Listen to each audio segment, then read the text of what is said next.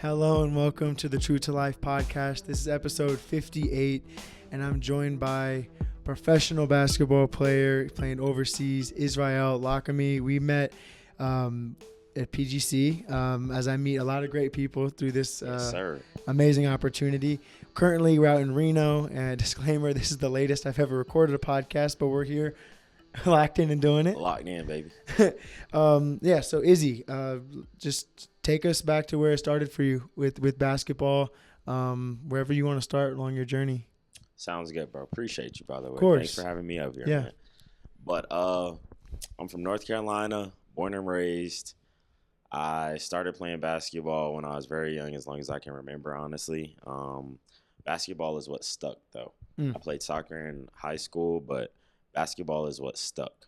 And so I had dreams and aspirations of being a pro, man. Of course. And You are a pro, though. Yeah, definitely. Yeah. I am. So I've accomplished that.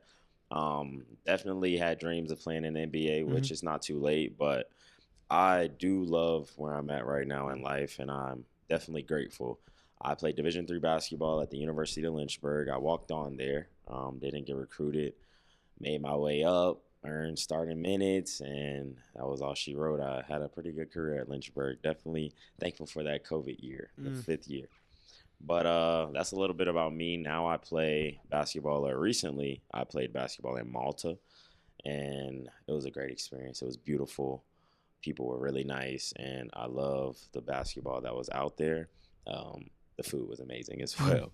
But that's a little bit about me. I'm seeking a new contract right now. It could be in Malta, or it could be actually somewhere, I don't know yet. It could be Middle East, it could be Asia, it could be South America. But those are the options right now. So with overseas, like, what does it exactly look like? Because you had a good college career, and then it's not really guaranteed. So is there workouts, tryouts? Like, how do you get in contact with those teams? So right now, I don't have an agent. I do everything myself, and I reach out to a lot of people. But it is, like you said, not guaranteed. And I really work out every day when I'm at home. I'm in the gym like 4 or 5 hours, and I'm doing this not knowing if I'm actually ever going to play. And so that is how it is now.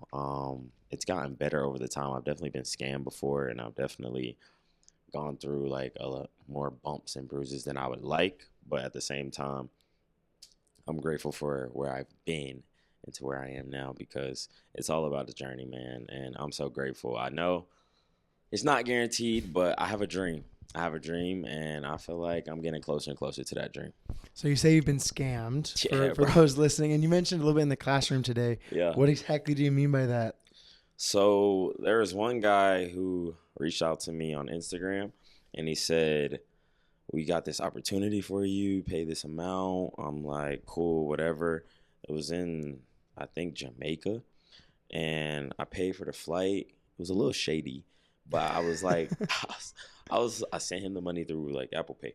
I paid for the flight, and I definitely was questioning it. And so like that's a memory I'm gonna keep, and I learned my lesson. But all of a sudden, it was like around New Year's, and he's like, my brother or my aunt or my mom, somebody got in a car accident. They were in ICU, and so he couldn't send me the flight or whatever. It was something, he couldn't send me the flight. So I got scammed out of that. Didn't hear from him again. It was whatever. Then I got scammed when I went to the showcase out in Indiana. An agent out there said that he had an opportunity for people, and there was no coaches there. When you go to a showcase, I just want you to know they're going to be, and they're supposed to be, NBA or G League or overseas coaches. That's the point of the showcase. And there were none. And so he just said, I send them to people. And he told me, like, if you don't have anything now, it's fine. You just keep working, because I just got someone a contract who came to my showcase 2 years ago. It's almost like they just keep dangling a carrot in front of you. Exactly, brother. Yeah. Exactly. Yeah. And then for the Benjamins, man. And then for the Benjamins. So the mindset, though, that it takes in college, like, you're not seeing the results right away. Like freshman year, sophomore year, it's like you're putting in, those deposits, day in and day out. Like, but to not see it happen right away, like, that's got to be hard. Yeah, it is definitely challenging at times, but I was raised to believe in God and believe in myself. Like, I know if I do my best, He will do the rest. And so, really having a lot of faith, man. Like, that's really the biggest thing for me, having a lot of faith. And as long as I keep doing the right thing and working hard, then I know it's just going to play out the way it's supposed to. So I mean, once you definitely had obstacles getting to the university, but once you were there, what do you think were the obstacles and mountains that you faced? I would say probably, good question. I would say favoritism. Mm. That's how I was feeling. Um, and then another thing is like the distractions and being around older people for the first time, Mm-hmm. playing with older people that are actually like men now. Uh, they are different than younger guys. And I was younger, so I was distracted at times. And I wasn't really looking in the mirror. I was looking out. But that's probably like the biggest obstacles. Playtime, man. I didn't get to play. I did not get to play my Mm-hmm. freshman or sophomore year. Like, I never started until my junior year. Okay, so the motivation to still work out every day, what was fueling you? Obviously, you had a different goal in mind. Um, what got you up every morning still? Was it just the thought of the professional basketball like that kept driving you? Yeah, like I knew I was right there. Mm-hmm. And I believe in myself. So I knew I could do it. It was just, I had to figure it out. I had to figure out what I needed to do to figure it out. And for me, it was really getting in shape. That was my biggest thing, like not getting tired, being able to play defense.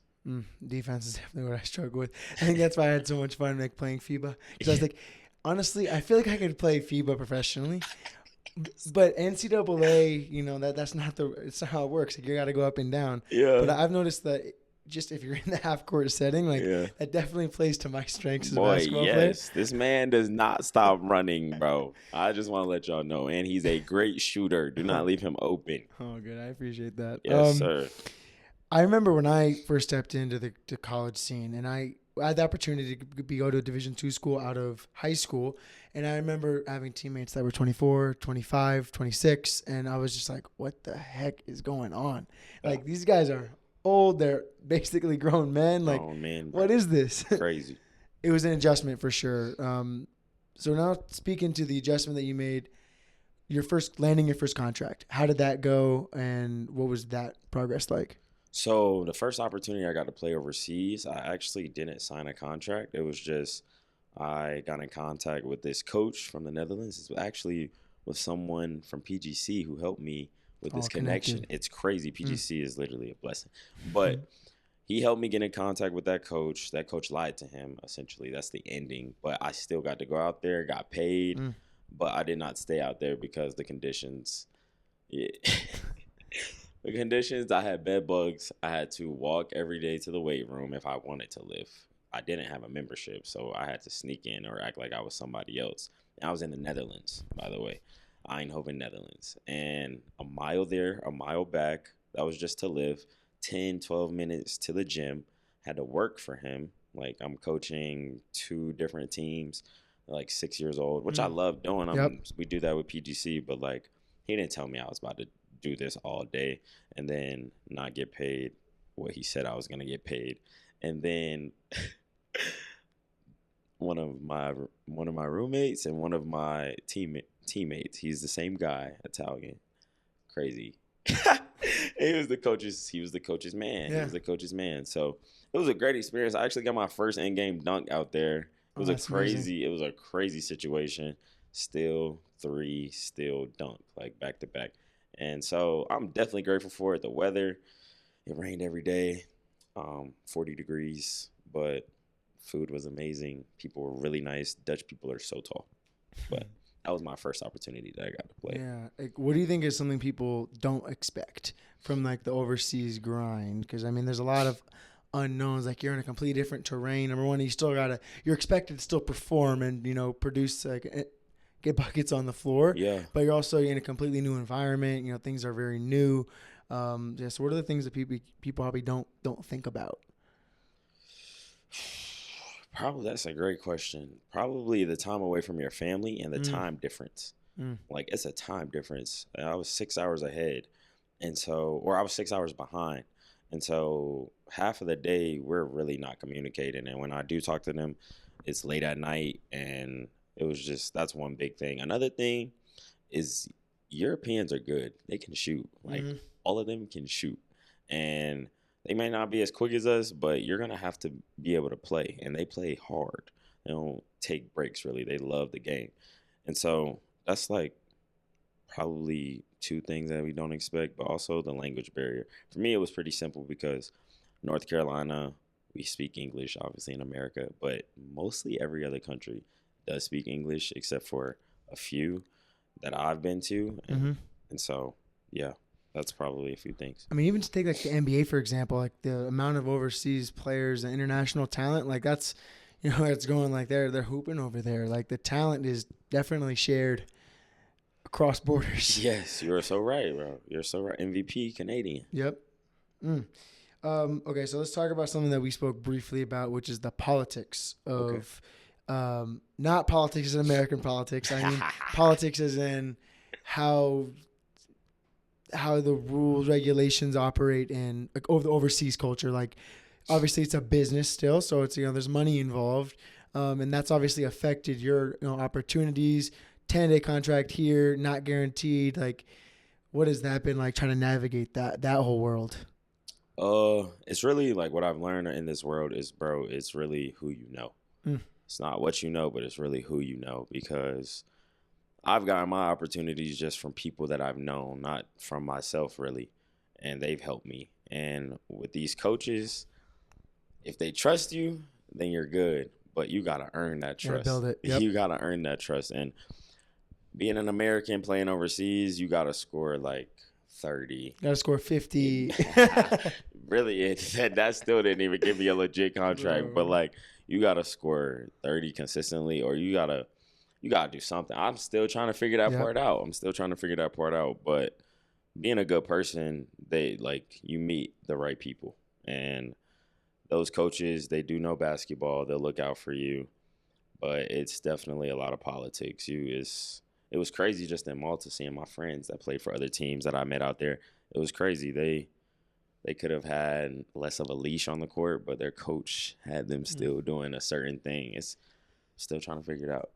I mean, you're also advocating for yourself too. Like you don't have, you know, in, you know, middle school, high school, in some cases college, it shouldn't be, but you got like mom and dad and coaches here, and like that's just not the case at all anymore. And so right. it's a business involved, and you've got to be your own spokesperson. Yes. So you got to wear different hats. Yes, exactly. Not only are you a player, but you're also your own GM. You're your own trainer half the time. Right. Like that's tough. You're so right, bro. What's the training routine? What's the regiment schedule like once you're in there and you've secured the contract? Like what are your days like? So we woke up in the morning and we got a chance to go to the gym. It's like 2 hours. So you could get that workout in the morning. Then you could wait until practice, which is what I normally did because we couldn't get in the gym too much because it was a smaller league. They only had 2 different courts, and other teams in the league used them. But workout and lift, you can do that at night or you can do that in the morning. I choose to do that in the morning, get it out the way. Me too. And smart man. And you eat. You have a lot of free time, though. I'm not going to lie to you. When you're overseas, you have so much free time to walk, see nature, meet new people, get out, learn a different language, like just enjoy life. It is crazy. It is an experience, but you definitely got to be focused and rest and take care of your body. You got to stretch and just make sure you take care of your body so you can play, because you will get bumped and bruised. Like, you're American out there, they going to play you the hardest than they play anybody. So I definitely left with a bunch of bruises and bumps. You know, as you mentioned that, like, taking care of your body, it almost makes you want to take this into a little more of a spiritual sense, because that's kind of what I'm feeling right now. Okay.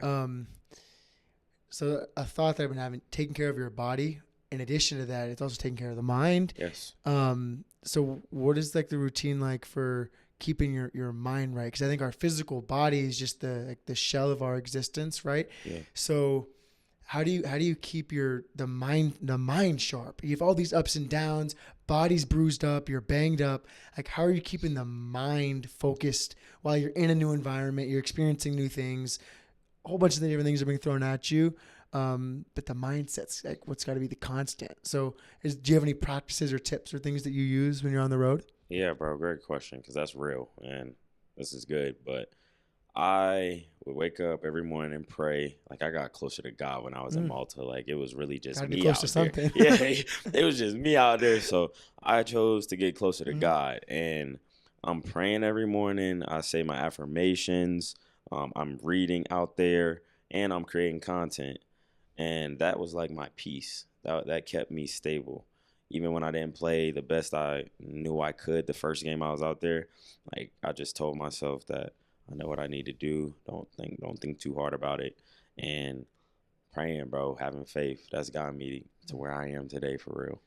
I think that's very important. Something you just said, having constants, things that are the same that you can rely on, that like starts to build the routine. I've talked about routines quite a bit on this show because I think it's so important. Yeah. And like your habits, and we mentioned this today in the classroom, like, what are your habits, those little 1%? So like having, the content, the prayer, whatever it is for you individually, but like having those things that still like keep you grounded, keep you focused. Because obviously you can go and get wild and do whatever out there, but like having those constants, yeah, it's super important. Super important, bro. So when things aren't going your way, which probably happens, what have you found that helps remind yourself of like that bigger goal?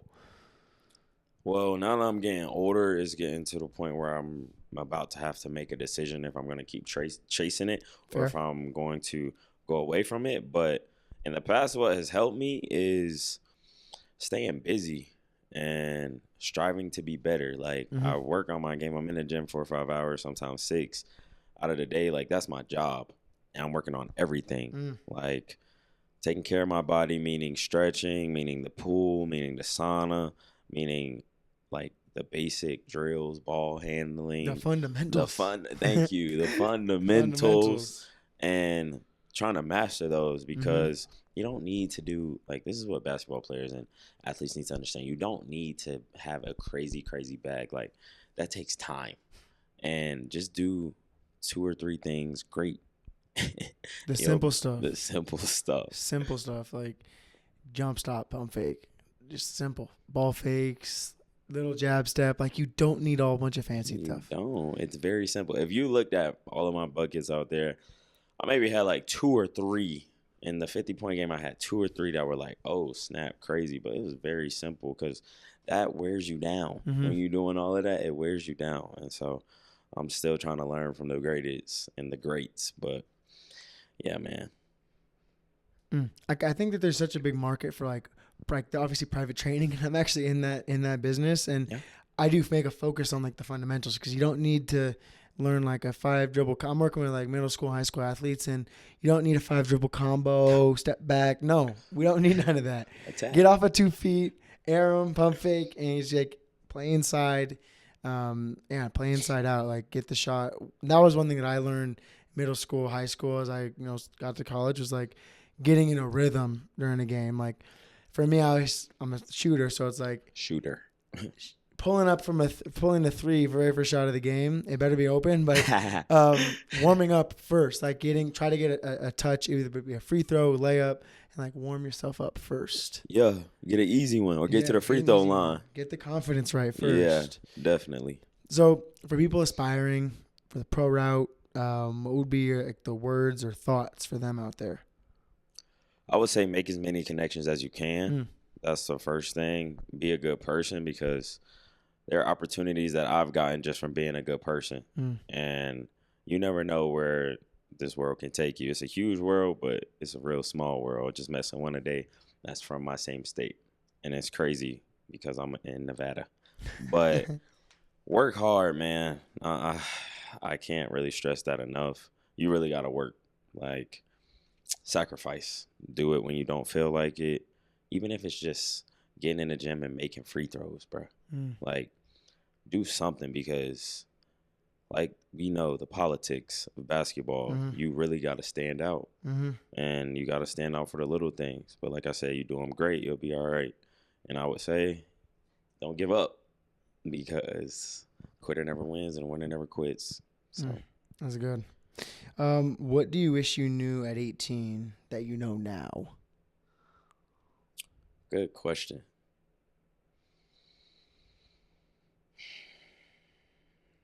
I wish, this could be for anything. Yeah, anything. I wish I knew better money management. Like, for real, being so honest.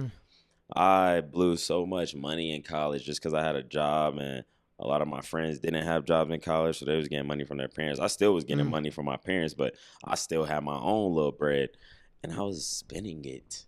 If I would have saved that money in college, like starting in college, just save some of it, because I didn't save none of it. I didn't save none of it, for real. I'm being honest. I would be in a better situation, at least financially, than I am now. And with the way this economy is, in this economy, hey, you every dollar counts. Literally, like, you just gotta definitely have better money management. That's probably one of the biggest things, but that's one of them. No, I think that financial literacy and, teaching those concepts, and it should be more of a focus in like high school education, and it should be talked about more. It really should. Like that's why on this podcast I did have like my financial advisor at the time, my mom's financial advisor. He was just helping me with like advice and things, and I had him on the show to do like 2 episodes, and that's what's up. And it was good just to get that conversation out there. And like, I want to do more stuff like that, because the financial literacy and just understanding, saving, what are the investment options and things like that. Like, it's not talked about enough. And quite frankly, like, schools don't do a good enough job at actually teaching those things. Right. Really they teach us how to work for somebody, for real. Real. It's crazy. So real. Okay. So you mentioned the content creation. What got you into that, and how is that going? Good question, bro. I started that my 5th year of college. I was a graduate assistant, and I actually had to do a little project. They asked me to do a project. One of my teammates asked me to help him do a project for mental health. And I had already started my page. Why I started it is because I wanted to be a positive light on social media. Social media, we see all these negative things, dark things, and funny things, but most of it is negative. Or humor is directed at people. It's not like we're laughing because we feel good. It's laughing at somebody else. And so I wanted to be a light, and I wanted to keep it real. And I've grown a lot from that. I've like my videos, my everyday quotes, they've changed drastically from the past 3 years now. And it's going pretty well. I need to be more consistent. Still trying to figure that part out, but me too, bro. It takes time. Yeah. It takes time. And so that it's going well. I enjoy it. I feel better about it now because I'm on more platforms and I reach different people. And so when they comment, it feels good to know that helped them at least that second. Because a comment, you don't have to comment. I don't have to comment. Takes an extra second. It takes an extra second, but it means a lot because I'm doing this for the right reason. Just like you're doing this for a good purpose and you want to give back. It's essentially one way for me to give back. I talked about it on my last episode. It's actually releasing tomorrow. How the power of one, like that's what got me into this. Is just if it reaches one person, it's all worth it. And it almost sounds like just bring a light on social media. Like that's honestly been reinforced over the start of my summer back with PGC. It's been like don't dim the light. Like be you, be authentic, and don't rob like the universe of like your light and your raw beauty. Like if you have a story to share, like you have a truth to share, true to life. Like for me, like that's what it means is like to share, just authentically channel like whatever your ideas are, whatever your emotions are. And I think that's exactly what you're doing. And you're right. Social media can be a dark, confusing place sometimes. Yes. So to have inspirational quotes, like little reminders, like maybe a little Bible verse and things like that, like it gives people, if it's a little bit of joy in the day, like that's what matters. Exactly. We all want to feel good. We all want to feel good. You're so right, bro. I don't even have to repeat it. You're so right. I think it's what you've started. Like it's like its own like mini movement. I think that's what social media can do. It can create like little communities where people all want to be on like the same wavelength, which can be tough. It can be negative and like echo chambers, and like that can be a negative thing too. But on the flip side, it can also be something very beautiful. Yeah, bro, you're so right. And another thing, it helps me stay accountable to myself because I can't be saying one thing, preaching one thing, and living another life. You wouldn't sit right. Don't say it right. Yeah, don't say it right. And you're so right, bro. Have you found or came to like what you've talked about it a little bit, but like starting to see the light at the end of the tunnel with basketball and what life's going to be like after that? Like, have those thoughts started creeping in? Yeah, definitely thought about it. I definitely want to coach high school or college. I don't really care for the NBA as of right now. It's more of a business, but I definitely want to coach. I also would like to train skills development because I'm watching people out here nowadays and it's like they just don't have skill. They have athleticism, but like the skill could be so much better because younger athletes, the younger generation is just getting more and more athletic. Yeah, they need to learn the fundamentals, man. Like we talked about, it's like and attitude and like mistake response and how you're approaching things. It's like I don't know what's happening. Social media, bro. Yeah, it's confusing. Instant gratification, bro. Yeah. It's crazy. Now. It's like like dang, like the carrot. Like you need to have something bigger, like down the road. Yeah. Big picture. Yeah. Do you have any, before we pivot to rapid fire, do you have any more little like closing thoughts or any things that like big picture on like anything from your story that you feel like you want to share? Shout out. Yeah, man. Quotes. Shout out to my trainer, Christian Gray. Shout out to him, man. He's gotten me so right. He's opened my mind with the game so much and he makes it very simple. So shout out to Christian. Shout out my mom and dad and my sisters. Shout out my family. And shout out to you, bro, for having me up here for real. Known you for 2 weeks now. I want y'all to know this is a great guy.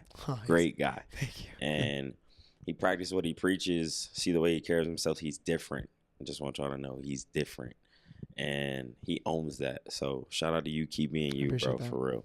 But anything to the viewers, I don't have too much to say, man. I don't have too much. I'll make sure to plug, obviously, all your stuff in the episode notes so people can follow that journey. Yeah. Before we go rapid fire, I do just want to address that we've been fighting some technical difficulties over here. The camera keeps cutting out. I'm trying to stay focused on our conversation because I'm actually really enjoying chopping it up with you. So if you're viewing on YouTube, I'm sorry that it's chopping in and out. Audio side should be good, but I wanted to provide that disclaimer for anyone out there listening. But with that, let's go rapid fire. What is your most random overseas food experience, and did you finish the plate? Random. There's got to be some crazy food you've had out there. I didn't try crazy stuff in Malta, but they had like alligator and they had like horse and they had like goat and stuff. It was wild. I didn't try none of that. I'm not gonna lie to you. I probably tried more things in the Netherlands. Actually, here we go. In Malta, they make all of their food for that day or the next day in the grocery store. And so I bought some rotisserie chicken. Okay. And I bought it. I'm like, I can't finish this whole chicken tonight. Yeah. So like I'm putting it in the refrigerator, letting it sit. And the next day I tasted it. It wasn't really that good. It was at night. It had been past 24 hours, but it was not good. No, I did not finish it. That was probably like the craziest thing I had. But in Malta, I did have some Nutella crepes. Oh my goodness. I ate really those every day, brother. Every day. If your life was a movie, what would the title be? Dang, this is a great question. Sheesh. Boy, or gracious. Also, this is lit. If that one's too tough, if you have it, that's cool. But if you want a substitute question, just in case, one word. Okay. Honestly, I would probably name it Truth Is, bro. Because I'm Isräel, Izzy. Easy to remember, but truth. I'm going to give you the truth. If my life was a movie, it's what really be happening. It's what really be happening. You're in the right place. Yeah. You're in the right place. Yeah. If you could pick one superpower, what would it be? Invisibility. That's a good one. Yeah. That one for me, it would be invisibility or Like I think teleporting would be awesome. Yeah, always. That's 1 and 2, bro. That's 1 and 2. I think like super speed. Like I love like the Flash. I think super speed would be really cool too. Fire. Yeah. So what's one thing college basketball didn't prepare you for in the pro world?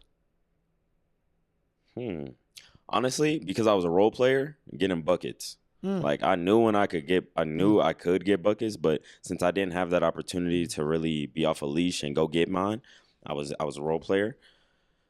I had to kind of change my game, and you got to be way more aggressive when you're overseas. You have to be like they expect no less than 20 every game. So, and that's different from college like system. Yeah, you're fitting a box for sure. Yes, and it's like more ISO, just simple pick and roll for me because I'm a point guard. Pick and roll stuff. That's probably what it didn't prepare me for. All right, finish this sentence. The real work begins when when you decide that you want it. Once you really make the flip of the switch, The choice. that you really want to do something, that's when the work starts. That's when the work starts. When you make that choice in your head, for me at least, that's when it starts. Because we all make a choice every day. We have many choices that we make, but the mind is so strong. When you make that choice in your head. It really is. It's like our physical body can do anything that our mind puts it to. Exactly. Yeah. All right, here's what I'm realizing too is these are my not so rapid fire questions. Okay. All right, I got one more for you. Yeah. What's one lesson the game of basketball has taught you that has applied to life outside? Talked about this today, but resilience. Like you aren't gonna make every shot that you take. You aren't going to literally. You're never gonna be perfect. You're always gonna make mistakes on the basketball court. It's the same with life. You're always gonna make mistakes. We're constantly growing, constantly learning, and so that's the biggest life lesson I've learned. And to let it come to me. You can't force it. When you try to force something, you kind of push it away. But let it come to you, like you said, get in that rhythm, so you can be in the rhythm of life and just be flowing, constantly growing but flowing. Was that intentional? No. Bars. I love it. Resilience. Honestly, I want to leave it there. Izzy, thank you. I need to give you one live. My boy, appreciate you, man, for real. Amazing episode. We're both tired. We got a day 5 tomorrow. Thank you so much for tuning into today's episode. I believe this is episode 58. One day I'll get to 100. I'm excited for that day. On the way. Again, all the Izzy's Instagram handles and anything about him is going to be in the episode notes. So make sure you tap in there and follow along. Izzy Truth, right? Is Truth? Truth is. Truth is. Yep, Yeah. Truth We'll make sure that's all linked in. Thank you for tuning in. Please remember to like, comment, subscribe, and most importantly, to share. Sharing is the number one way to grow a podcast, so I really appreciate that. Thank you so much, and we'll be back here next time. Appreciate you.